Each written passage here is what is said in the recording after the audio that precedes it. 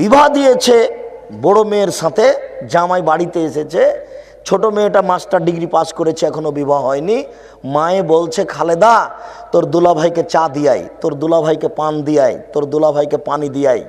তো এই মেয়েটা যুবতী মেয়ে ভাইয়ে বলে ঢং দেখিয়ে যাচ্ছে। এ তখন চায়ের কাপটা রেখে দিয়ে ওকে কোলে করে নিয়ে বসে আছে। বাপ মায়ের একটু লজ্জা হয় না?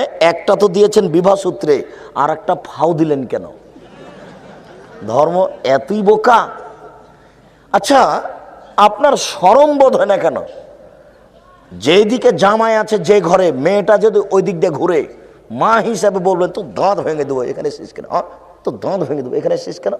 ওই মেয়েটাকে, যেটা মেয়ে মাস্টার ডিগ্রি পাস করেছে, এই মেয়েটাকে আপনার মা বলবে, এই ছেলে তোমার মা বলবে ওই মেয়েটাকে, তো দাঁত ভেঙে দেবে, এখানে গেছে, যা যা তোর রুমে তুই পড়গা, পানি দেবো আমি, ভাত দিব আমি, চা দিব আমি, তোর বাপ দিবে, আমি দিব, তুই কেন এখানে এসেছিস? চোখ দুটা এভাবে খোলা থাকবে, মেয়েটা কোন দিকে যায়।